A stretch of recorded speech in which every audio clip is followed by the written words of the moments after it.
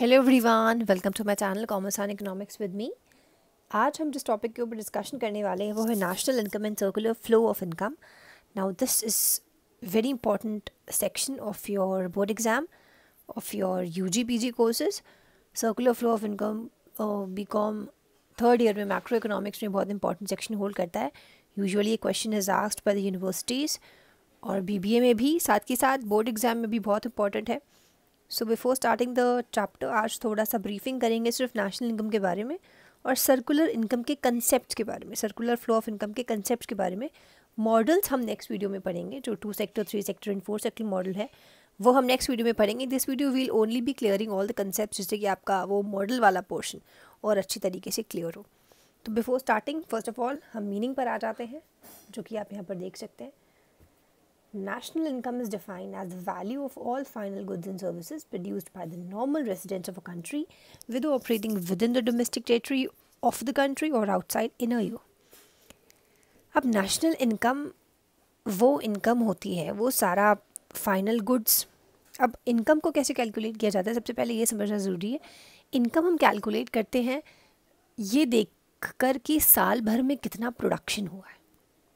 जितना प्रोडक्शन हुआ है, द वैल्यू, उसकी value, the value of all final goods and services, जो फाइनली कंज्यूमर्स ने खरीद लिया है, उन सारे गुड्स एंड सर्विसेज की वैल्यू, जो कि normal residents of a country, normal residents of a country वो होते हैं जो इंडिया में रहते हैं, जिनके पास इंडिया की सिटीजनशिप है। साथ के साथ वो फॉरेन में भी, कुछ इंडियंस आपने देखा होगा फॉरेन में रहते हैं, फॉरेन कंट्रीज़ में, क्योंकि वो सिटीज़न इंडिया के हैं बट वो रहते वहाँ हैं, तो उनका भी टोटल कंट्रीब्यूशन ऐड करके, whether operating within the domestic territory, चाहे वो इंडिया की टेरिटरी के अंदर हो वो लोग या फिर इंडिया की टेरिटरी के बाहर हो, एक साल भर में जितना भी वैल्यू है, जितने गुड्स एंड सर्विसेज बिके हैं, उनकी जो वैल्यू है, जो कीमत निकल कर आई है, चाहे वो प्रोड्यूस किया हो इंडिया के अंदर, बाउंड्री के अंदर रहने वालों ने या बाउंड्री के बाहर रहने वालों ने। सपोज़ किसी का बिजनेस सेटअप बहुत फैला हुआ है, सपोज़ कोई एक स्कूल है which is a very reputed school,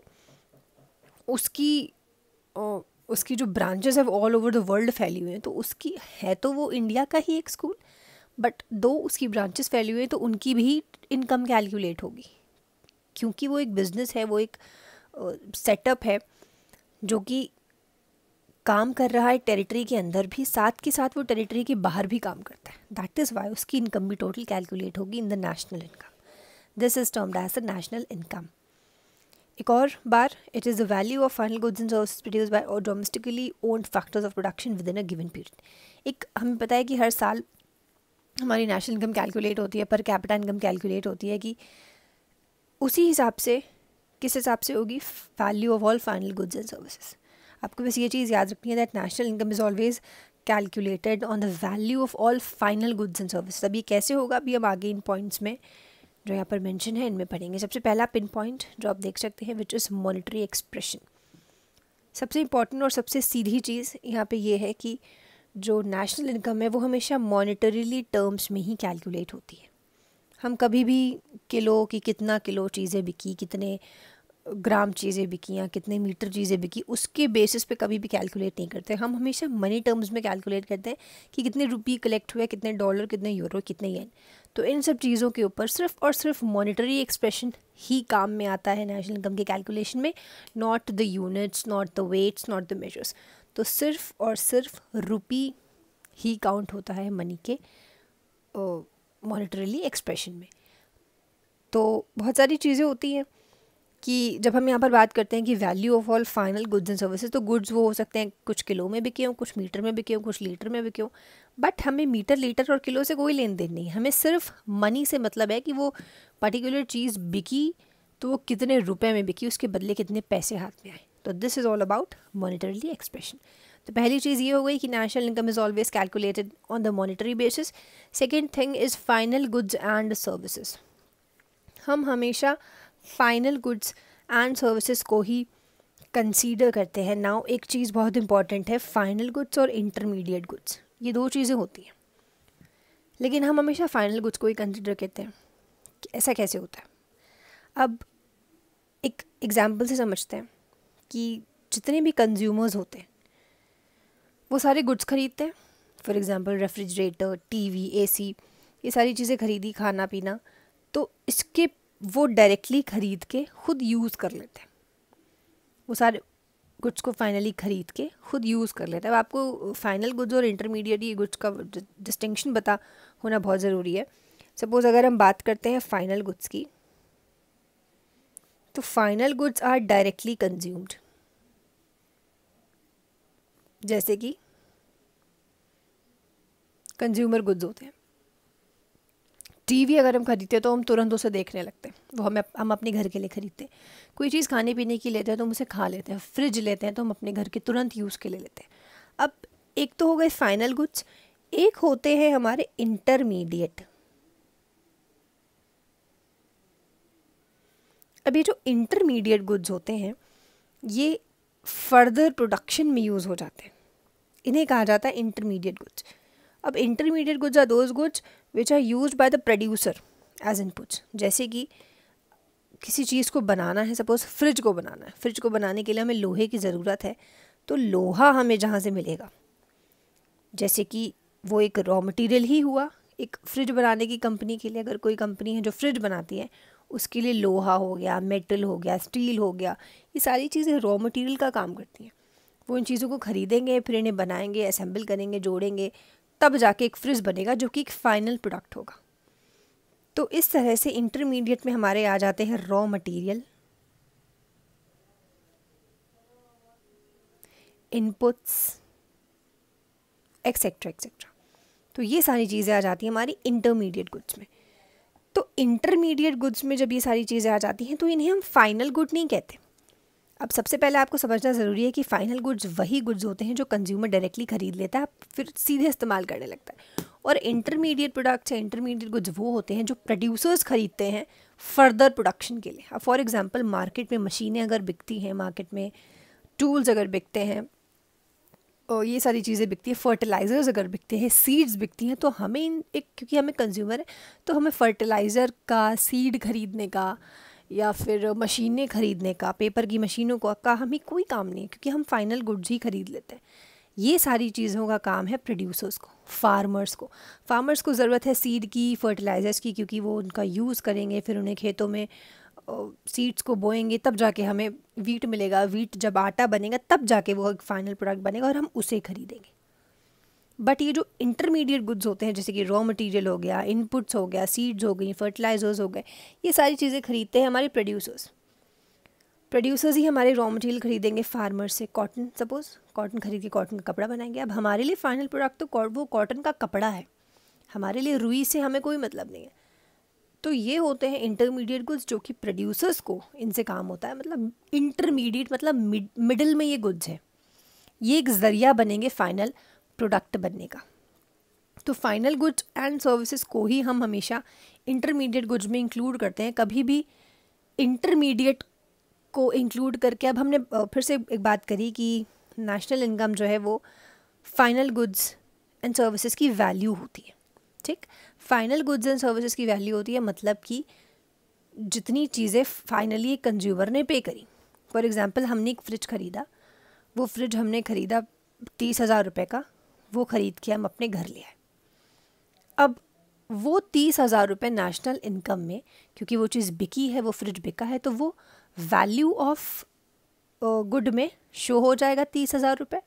but वहीं अगर इंटरमीडिएट की भी वैल्यू अगर ऐड होने लग जाए, सपोज़ एंटरप्रेन्योर ने रॉ मटेरियल ख़रीदा था 20,000 रुपये का, अगर वो 20,000 रुपये भी ऐड हो जाएं और जो फ्रिज मैंने ख़रीदा है उसमें भी 30,000 रुपये वो भी ऐड हो जाए, तो इससे हो जाती है डबल काउंटिंग। इसीलिए हम नेशनल इनकम को जब भी कैलकुलेट करते हैं, हम हमेशा फाइनल गुड्स को ही कंसिडर करेंगे, कि इंटरमीडिएट गुड्स को कंसिडर नहीं करेंगे, just to avoid double counting. इससे हो जाती है डबल काउंटिंग और हमारी नेशनल इनकम जो है वो गलत टर्म्स में आ जाएगी, which is wrong. I hope आपको ये इंटरमीडिएट और फाइनल गुड्स का कंसेप्ट समझ में आ गया होगा। फिर से एक बार समझते हैं, इंटरमीडिएट वो सारे गुड्स होते हैं जो फाइनल प्रोडक्ट नहीं होते, उनको यूज़ करके फाइनल प्रोडक्ट बनाना होता है। जैसे कि कोई मशीन है, उसका यूज़ करके फाइनल प्रोडक्ट बनेगा। कोई फर्टिलाइज़र है, उसका यूज़ करके फाइनली जो खेतों में से जो उपजा चीज़ें निकलेंगी वो फाइनल प्रोडक्ट होगा। वैसे ही कोई इनपुट्स है, टूल्स हैं, वो सारी चीज़ों का यूज़ करके ही कोई फाइनल प्रोडक्ट एक बनेगा।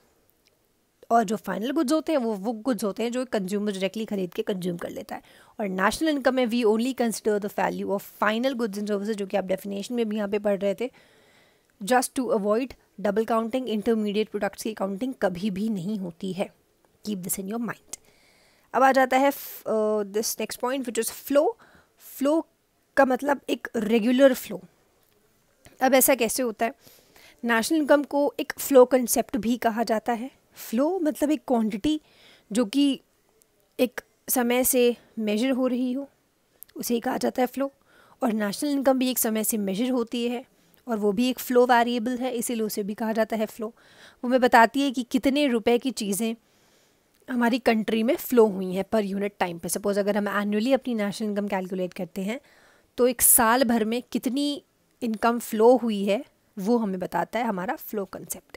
Then comes the current output. Current output की जब बात करते हैं ना, this is also very important. It only considers कि करेंटली कितना कमाया। प्योर एक्सचेंज ट्रांजैक्शन जैसे कि चीज़ों का खरीदना बेचना, पुरानी चीज़ों का, वो हम एक्सक्लूड कर लेते हैं इस करेंट आउटपुट में। इसको हम समझते हैं 2-3 एग्जांपल्स के साथ।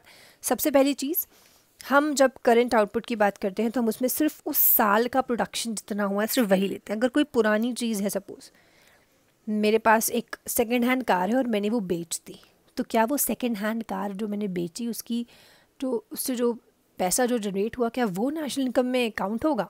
No, it won't be counted, क्योंकि उसकी ऑलरेडी काउंटिंग पहले हो चुकी है। करेंटली उससे कुछ फ़ायदा नहीं हुआ। मैंने वो चीज़, कार मैंने वो सपोज़ 1 लाख में ख़रीदी थी, मैंने 50,000 रुपये में बेच दी, तो अगर उस टाइम क्योंकि वो 1 लाख रुपये कंसिडर हो चुका था, तो इस बार वो 50,000 रुपये कंसिडर नहीं होगा, क्योंकि वो मैंने एक पुरानी चीज़ को बेचा है। तो पहली चीज़ तो ये आ गई कि जो पुरानी चीज़ों की बिक्री होती है उसे हम कंसिडर ही नहीं करते। सेकेंड हैंड ट्रांजैक्शंस जितने भी होते हैं उन्हें नेशनल इनकम में इंक्लूड नहीं करते। सेकेंड चीज़ आ जाती है sale and purchase financial assets. मैं यहाँ पर लिखती हूँ, करेंट आउटपुट में सबसे पहले था ओल्ड चीज़ें, दूसरी चीज़ आ गई फाइनेंशियल असेट्स।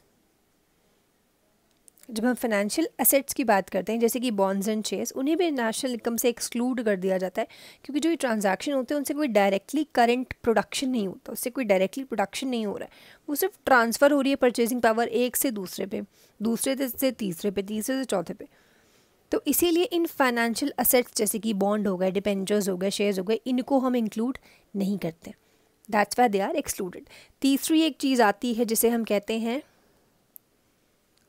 Transfer payments. अब ये जो ट्रांसफ़र पेमेंट होती है ये वो वाली सारी पेमेंट होती है जो कि सोशल सिक्योरिटी पर्पसेस के लिए, जैसे कि पेंशन हो गई, डोनेशन हो गई, गिफ्ट्स हो गए, इन सब को इंक्लूड करती है। अब ये जो ट्रांसफ़र पेमेंट्स होती हैं ये एक यूनिलैटरल पेमेंट होती है। फॉर एग्जांपल गवर्नमेंट कभी कभी चलाती है, गरीबों को हम पेंशन देंगे या ओल्ड एज स्कीम्स देंगे या कभी कुछ डोनेट कर देंगे, तो ये सारी चीज़ों को, इन सारी चीज़ों को, इन कॉन्ट्रीब्यूशंस को, इन डोनेशंस को हम कभी भी अपनी नेशनल इनकम में इंक्लूड नहीं करते, क्योंकि इससे कोई आउटपुट नहीं मिला। हम फिर से डेफिनेशन पर आएंगे, value of all final goods and services produced. कुछ नया प्रोड्यूस नहीं हो रहा है, बस हम डोनेशन कर रहे हैं, डोनेट कर दिया हमने, गिफ्ट्स दे दिए, ऐसे ही फ्री में दे दिया। तो जो चीज़ फ्री में दी जा रही है उसका कोई मॉनेटरी पर्पस, उसका कोई यूज़ नहीं होता, इसलिए हम ट्रांसफ़र पेमेंट्स को भी इंक्लूड नहीं करते। देन कम्स बस ये सारी चीज़ें थी करेंट आउटपुट में। ओल्ड चीज़ों को, ओल्ड ट्रांजैक्शंस, कोई चीज़ हमारी हम ऑलरेडी ले चुके हैं उसे नहीं बेचेंगे, अगर हम इसे बेच रहे हैं तो उसका मनी जो है वो इंक्लूड नहीं होगा। Then comes financial assets, bonds, debentures, उनका भी कोई ट्रांसफ़र पे कोई भी जो भी मनी हम कमाते हैं वो ऐड नहीं होगा, क्योंकि वो ट्रांसफ़र होती रहती है चीज़। देन कम्स ट्रांसफ़र पेमेंट्स, जैसे कि पेंशन्स हो गई, ओल्ड एज स्कीम्स हो गई जो गवर्नमेंट फ्री में देती रहती है, दान, उन सब चीज़ों को भी हम ऐड नहीं करेंगे, क्योंकि कोई भी प्रोडक्शन नहीं हुआ, कुछ प्रोडक्टिव चीज़ नहीं हुई, बस वो फ्री में दे दिया गया। दैट इज़ वाई वो सारी चीज़ें भी एक्सक्लूड कर लेते हैं। तो सिर्फ करेंट आउटपुट इंक्लूड करते हैं कि एक साल में कितना प्रोडक्शन हुआ, अलावा उसकी कितनी चीज़ें फ्री में बांट दी, कितनी चीज़ें एवं दे दी, उन्हें काउंट नहीं करेंगे। लास्ट पॉइंट चाहिए रेजिडेंट्स एंड डोमेस्टिक टेरिटरी। अब फ़र्क आ जाता है रेजिडेंट में, जो यहाँ पर हमने पढ़ा था रेजिडेंट्स, नॉर्मल रेजिडेंट्स, वही एक चीज़ आ जाती है रेजिडेंट्स और डोमेस्टिक टेरिटरी। पहले डोमेस्टिक टेरिटरी पढ़ लेते हैं। डोमेस्टिक टेरिटरी रिफर्स टू वो जोग्राफिकल एरिया। सपोज ये इंडिया का मैप है, तो इस पर्टिकुलर मैप के अंदर जितनी भी चीज़ें हैं वो सारी बिलोंग्स टू इंडिया। जितने भी लोग कमाएंगे, जितनी भी लोगों की इनकम हो रही है, वो सारी would be termed as the income of India, क्योंकि वो एक टेरिटरी के अंदर हो रहा है। अब इसमें जितनी भी फॉरेन एम्बेसीज़ है, कभी कभी ऐसा होता है कि हमारी इंडिया में WHO की एम्बेसी है, UNO की एम्बेसी है, साथ के साथ उधर अमेरिका में इंडियन एम्बेसीज़ होती हैं।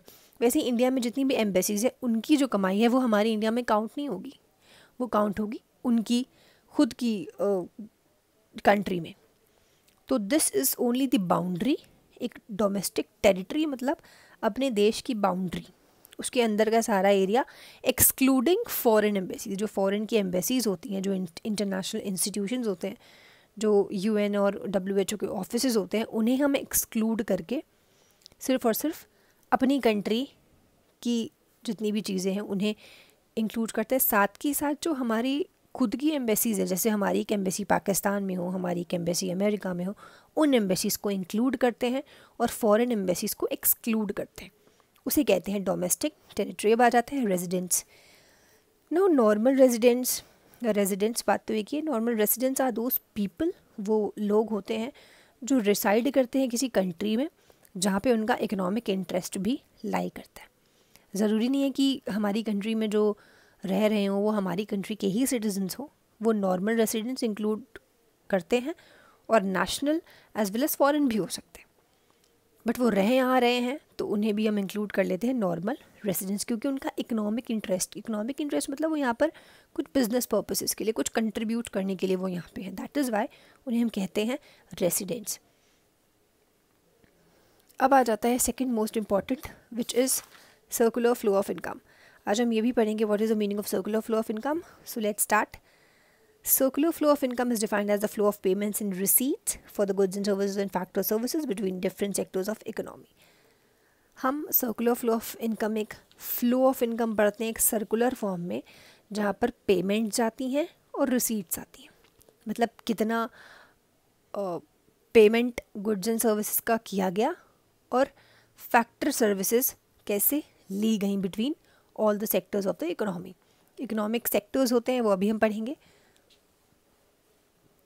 पहली एक चीज़ आ गई यहाँ पे। अभी ये जो सर्कुलर फ्लो ऑफ इनकम है वो तरीके से दो भागों में बटा हुआ है। पहला है रियल फ्लोज, दूसरा है मनी फ्लोज।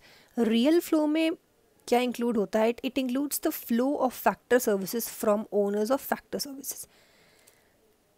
इसमें कोई मनी का इन्वॉल्वमेंट नहीं है, इसलिए इसका नाम है रियल फ्लो। इसमें इन्वॉल्वमेंट है सर्विसेज का। सपोज लेबर है, वो अपनी सर्विसेज दे रहा है, तो that is the flow of factor services. तो वो फैक्टर सर्विस उसकी सर्विस है।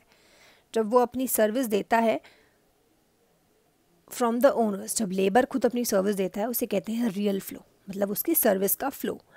मनी फ्लो मतलब फ्लो ऑफ फैक्टर इनकम। जब लेबर ने अपनी सर्विस दी तो उसको हमने उसकी इनकम दी, उसकी फैक्टर इनकम दी, तो वो है मनी फ्लो, जो कि एम्प्लॉयर से बाकी सारे फैक्टर्स ऑफ प्रोडक्शन को मिलता है। जब लेबर ने अपनी सर्विस दी तो एम्प्लॉयर ने उसका पेमेंट दिया, तो ये है एक पूरा फ्लो। इधर से सर्विस गई तो इधर से उसका पेमेंट हो गया। This is the circular flow between real and money. अब आ जाते हैं, कुछ इकोनॉमिक सेक्टर्स पढ़ लेते हैं जो हम ऑलरेडी पढ़ चुके हैं, बट फिर भी यहाँ पर पढ़ते हैं। इकोनॉमिक सेक्टर्स होते हैं जिसको हम अभी मॉडल्स में पढ़ेंगे। पहला इकोनॉमिक सेक्टर है household sector, then business sector, government and rest of the world. Household में सारे फैक्टर्स आ जाते हैं प्रोडक्शन वाले। बिजनेस में जो बिजनेस फर्म्स आ जाती हैं उनकी एक्टिविटीज़ होती हैं। गवर्नमेंट के अपने रूल्स होते हैं जो वो इम्प्लाई करती हैं, और रेस्ट ऑफ द वर्ल्ड में आ जाता है वर्ल्ड ट्रेड। कुछ इकोनॉमिक मॉडल्स होते हैं। अब इन्हीं 3 मॉडल्स के ऊपर हमारा जो सर्कुलर फ्लो ऑफ इनकम का डायग्राम होता है वो बनेगा। पहला इकोनॉमिक मॉडल है 2 सेक्टर मॉडल, जिसमें हम हाउस होल्ड और बिजनेस का डायग्राम बनाते हैं। Third model is 3 sector model, जिसमें हम हाउस होल्ड, बिजनेस और गवर्नमेंट का डायग्राम बनाते हैं। थर्ड है 4 सेक्टर मॉडल, जिसमें हम इंक्लूड करते हैं हाउस होल्ड को, बिजनेस को, गवर्नमेंट को और साथ के साथ रेस्ट ऑफ द वर्ल्ड को। तो guys this was all about national income and circular flow of income. National income का ये बेस था, आपका इसे समझना बहुत ज़रूरी है क्योंकि आगे आने वाले वीडियोस जो कि आपकी जीडीपी, एनएनपी, इन सब चीज़ों पे बेसिस होंगे, तो उसको समझने के लिए ये समझना बहुत इंपॉर्टेंट है। Don't skip, don't forget to share it to your friends. और साथ के साथ सर्कुलर फ्लो का भी हमने आज बेस समझ लिया। आगे आने वाले वीडियोज़ में हम अपनी मॉडल्स का कंसेप्ट क्लियर करेंगे। So thank you so much guys for watching the video, and do subscribe the channel. Do like my page on Facebook which is the Economics Hub. आप उसे भी जाकर like कर सकते हैं। So for any concept clarity, कहीं कुछ समझ नहीं आया, for any query जो कि आपको पूछना हो, डायरेक्टली कमेंट सेक्शन का यूज़ करें, वहाँ पर पूछ सकते हैं मुझसे। And thank you so much guys for watching the video. Do subscribe the channel and thanks a lot.